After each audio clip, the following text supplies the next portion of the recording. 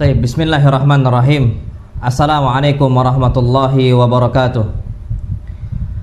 Alhamdulillah wassalatu wassalamu ala Rasulillah.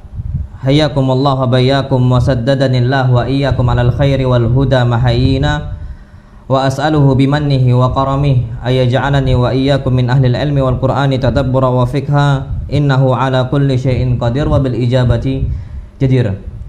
Alhamdulillah, segala puja dan puji hanyalah milik Allah Subhanahu wa taala, dan salawat serta taslim kita haturkan untuk Nabi kita Muhammad sallallahu alaihi wasallam. Dan pada kesempatan malam ini, di tepatnya pada jam 9:15, ana ingin membahas sebuah permasalahan yang lagi lama diperbincangkan, yakni Salafi adalah pintu terorisme katanya. Salafi adalah pintu terorisme. Ikhwani fiddin azanallahu wa iyyakum. Ana ingin membahas bantahan dari Kiai Haji Akil Siraj, Said Akil Siraj, wafaqahullah. Kata dia bahwasanya Salafi adalah pintu masuk terorisme. Dia enggak terorisme tapi pintu masuk terorisme. Fadhal antum simak di sini, dan ana bukannya membuat sebuah firyah atau sebuah iftira, sebuah buhtan, fitnahan, tuduhan ataupun kedustaan, enggak. Beliau memang mengatakan, dan itu banyak diaminkan oleh para pengikutnya, bahwasanya Salafi pintu terorisme, seperti itu. Baik, antum silahkan simak ucapan beliau di sini. Fadhal.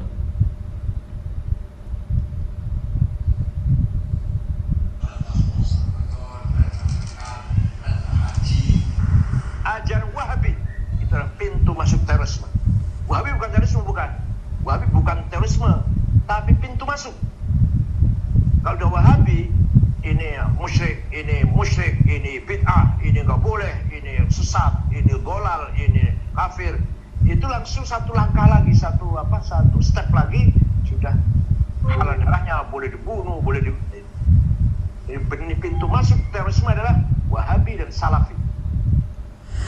Taib, kata beliau di sini jelas ya. Mungkin mudah-mudahan suaranya jelas di situ. Kata beliau, ikhwani fiddin azanallahu wa iyyakum, secara ringkas Salafi adalah pintu masuk terorisme.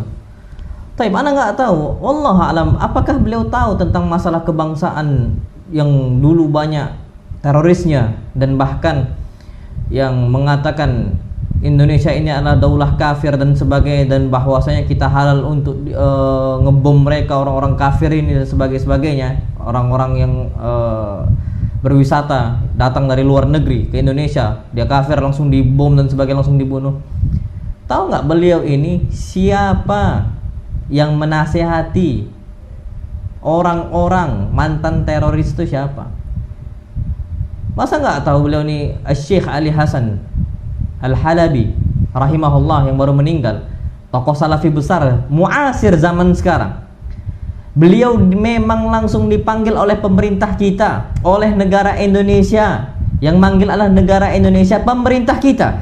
Syekh Ali Hasan Al-Halabi rahimahullah tabaraka wa ta'ala, muridnya Syekh Al-Albani rahimahullah, yang dikatakan ini adalah radikal dan sebagainya, Salafi. Diundang jauh-jauh, datang dari Urdun, dari Yordania, berkunjung ke Indonesia. Memang diundang untuk menasihati orang-orang yang dipenjara gara-gara teroris, menjadi teroris. Berarti Salafi ini, Salafi zaman dulu sampai zaman sekarang bukan pintu masuk terorisme, justru apa? Penutup pintu terorisme. Ini udah banyak. Itu Syekh Ali Hasan Al-Halabi rahimahullah, yang setiap tahun berkunjung alhamdulillah ke negara kita untuk menasihati para duat salafiyin, dan juga memberikan wejangan ilmu dan sebagainya. Salafi apakah pintu masuk? Enggak, bahkan pemerintah sendiri. Jadi jangan kita ini membuat fitnah, Salafi ini pintu masuknya terorisme. Justru negara kita mengakui bahwa Salafi itu apa? Menutup pintu celah terorisme. Syekh Ali Hasan diundang secara resmi anak katakan. Antum kalau mengatakan anak ini dosa sebagai, antum buka kabar itu, dan bahkan sampai masuk ke dalam televisi. Antum mau cek di TV One ya ada, antum mau cek di televisi lokal yang lain semua ada. Syekh Ali Hasan Al-Halabi diundang secara resmi, Salafi. Apakah itu yang disebut sebagai bahwasanya Salafi pintu masuk terorisme? Justru dia yang mencegah. Justru beliau rahimahullah yang menutup celah itu. Itu yang perlu kita ketahui. Itu pertama. Antum tahu mantan teroris Ustadz Abdurrahman Ayyub, kenapa beliau taubat? Kenal sunnah, kenal manhaj salaf. Ustadz Abdurrahman Ayyub yang diundang kemana-mana dan menjadi ahli staf BNPT, penanggulangan terorisme. Syuf, menjadi ahli staf ahli BNPT. Ustadz Abdurrahman Ayyub dulu memang beliau ini keras, orang yang suka mengkafirkan sana sini, suka mengkafirkan ini itu, padahal dia muslim. Ustadz Abdurrahman Ayyub taubat. Kenapa kok bisa taubat? Karena kenapa? Mendengar dan juga mengetahui manhaj salaf. Akhirnya beliau tutup celah rapat-rapat pintu terorisme tadi, dan beliau dakwahkan bagaimana dulu beliau bisa bertobat dan berhijrah dari Khawarij, ajaran-ajaran Khawarij menuju ajaran-ajaran salaf. Taubat dan menjadi apa? Staf ahli BNPT. Dakwah di mana-mana, tersebar di mana-mana. Apakah itu yang dikatakan sebagai pintu celah masuknya orang-orang terorisme? Orang-orang teroris? Ini yang ada sekarang. Gimana kita mau katakan Salafi ini pintu masuk terorisme? Justru Salafi lah yang nutup celahnya. Nggak usah jauh-jauh, hampir tiap tahun dan bahkan hampir setiap bulan dulu sebelum pandemi ada kajian tentang masalah Khawarij, tentang masalah akidah, tentang masalah apa yang suka mengkafirkan Khawarij, Syiah dan sebagainya, yang suka mengkafirkan, dibahas sama para duat salafiyin, orang-orang salaf, membantah bagaimana kita itu membantah ISIS. Kita keras terhadap ISIS. Siapa yang berteman sama ISIS? ISIS itu bukan bagian dari kami dan kami bukan bagian dari ISIS. Gimana mau dikatakan seperti itu? Ini hanya sebagai firyah dan hanya sebagai tuduhan-tuduhan dan juga kedustaan. Akhirnya orang-orang menjauh daripada salafiyin. Seandainya mereka maulah dekat, duduk aja. Ada nggak ustadz kita? Ada nggak ustadz sunnah, ustadz salaf yang suruh ngebom mana, suruh ngebom sini? Ada nggak? Dari awal kajian sampai sekarang nggak ada.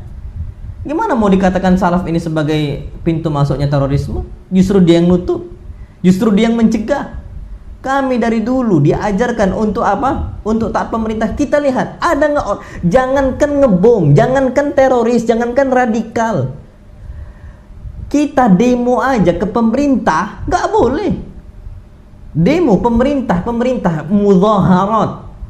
Hatta mudhaharat ini mudhaharat yang mau dikatakan damai lah dan sebagainya. Para masyayikh kita nggak anjurkan, udah jangan dulu, tahan. Kenapa? Takut kekacauan, takut ada yang tertumpah darahnya. Gimana mungkin kami mau bunuh fulan, halal darahnya? Gimana mau kita katakan halal darahnya? Dari dulu kita kajian, dari dulu sejak kita belajar dan hatta kita berdakwah, nggak pernah namanya mudhaharat, nggak pernah namanya demo. Ini demo ya. Kenapa? Takutnya ada pertumpahan darah. Itu yang dicegah dari zaman dulu sampai zaman sekarang. Mau dikatakan kita nih orang-orang salaf pintu teroris? Mustahil, kalla, mustahil. Duduk. Kalau kita ini kenapa menuduh salaf ini pintu masuk salafi, pintu masuk terorisme dan sebagainya? Nggak pernah duduk sama mereka, nggak pernah tahu. Akhirnya dapat berita-berita dari media liberal, media-media Syiah dan sebagainya, salaf ini yang pengurusan dan sebagainya. Kenapa? Karena salaf inilah yang paling getol untuk membantah Syiah. Salaf inilah yang paling getol untuk membantah orang-orang Khawarij. Akhirnya media-media ini, media liberal ini seakan-akan menyebutkan bahwa salaf inilah seperti ini, salaf inilah seperti itu. Padahal apa? Salaf bari minhum. Orang-orang salaf ini berlepas diri dari mereka. Syuf, antum cobalah, antum kunjungi, nggak usah jauh-jauh. Ustadz kita banyak udah keliling itu dari ujung Aceh. Dan akhi, antum perlu tahu yang namanya orang-orang salafi tidak pernah keras. Kajiannya di mana-mana dibubarkan, ada balas orang-orang salafi. Kajiannya dibubarkan. Yang datang, masya Allah, ribuan orang yang datang di masjid itu. Yang ngusir hitungan tangan. Kalau mau dihancurkan, kalau kami memiliki pemikiran yang keras, pemikiran radikalisme, kami punya itu dan kami adalah teroris, kami bantai mereka. Tapi orang-orang Salafi lihat dari zaman ke zaman, dari ujung Sumatera, dari Aceh sampai Papua, ngalah. Ketika kajiannya dibubarkan, kenapa? Takut ada yang luka. Ya akhi, jangankan tumpas darah, luka sedikit aja gara-gara kami ditonjok biru, nggak sampai luka. Kami takut akhi. Salaf mengajarkan seperti itu. Kenapa? Rasul sallallahu alaihi wasallam mengatakan dalam hadis yang sahih, awwalu ma yuqda bainan nasi yaumal qiyamati fid dima. Pertama kali yang Allah Subhanahu wa taala hisab, yang Allah Subhanahu wa taala bahas pada hari kiamat nanti, yang akan diputuskan adalah apa? Dalam urusan darah. Jangankan sampai tertumpas biru aja, masya Allah, ada hisabnya. Kita dikisos nanti dibalas oleh dibalas oleh orang yang kita zalimi. Allah yang izinkan. Salafi pintu masuk terorisme? Kalla wa hasya. Na'udzubillah. Dari zaman ke zaman kami lembut, dakwah kami enggak serampangan. Mana mungkin? Lihat, ada enggak kami diusir di mana-mana, di kajian di sini, kajian di sini, ngalah akhi. Akhirnya orang tahu mana yang perusak, mana yang legowo. Terima, udah sabar, kami dakwah sabar. Nggak ada. Akhirnya dari kasus-kasus itu diiklankan secara gratis, sama seperti tuduhan seperti ini. Sama tuduhan seperti ini. Kita nggak ada mencela fulan wala mencela allan. Beliau-beliau ini hanya termakan berita isu dan sebagainya yang nggak benar tentang salafiyin. Akhirnya termakan. Coba lihat. Akhirnya banyak orang-orang yang mengenal sunnah gara-gara itu. Ustadz kita, Ustadz Khalid Basalamah diusir, atau Ustadz Syafiq Basalamah diusir. Lihat apa kasusnya? Ada ngelawan, tidak pernah ribuan yang di masjid itu. Apa yang terjadi? Sabar. Karena sabar-sabarnya mereka ini para duat salafiyin, jazahumullahu khaira. Hatta pemerintahnya zalim dan sebagainya, sabar. Gara-gara itu hatta ada satu orang bercerita kepada Anas, Sad, ana dulu basic ana paling benci kepada orang-orang salafi. Tapi ana tahu ternyata ana pikir mereka ini masya Allah suka ngebom dan sebagainya. Ini cerita langsung ke ana. Ana baru tahu, jangankan ngebom, untuk memberontak saja, demo, hatta demo damai, orang-orang salafi ini tidak mau. Kenal sunnah gara-gara itu, tertarik hidayah, mendapatkan hidayah gara-gara itu. Akhirnya dia tertarik, dia pelajari, duduk, betul nggak orang-orang salafi seperti itu? Ternyata demo aja nggak boleh. Gimana mau ngebom? Kenapa takut darah ya akhi? Besar. Nggak pernah seperti itu. Makanya Syekh Ali Hasan diundang untuk membantah orang-orang yang terkena pemikiran terorisme atau radikalisme dan sebagainya. Kami orang-orang Khawarij, ISIS, siapa yang bantah secara terang-terangan? Orang-orang salafiyin.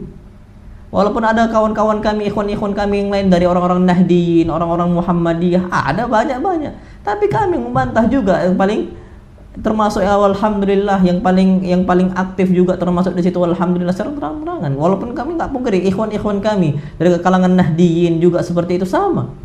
Gimana mungkin kami mau dikatakan sebagai orang-orang apa? Sebagai pintu, maksudnya terorisme. Itu yang perlu kita ketahui.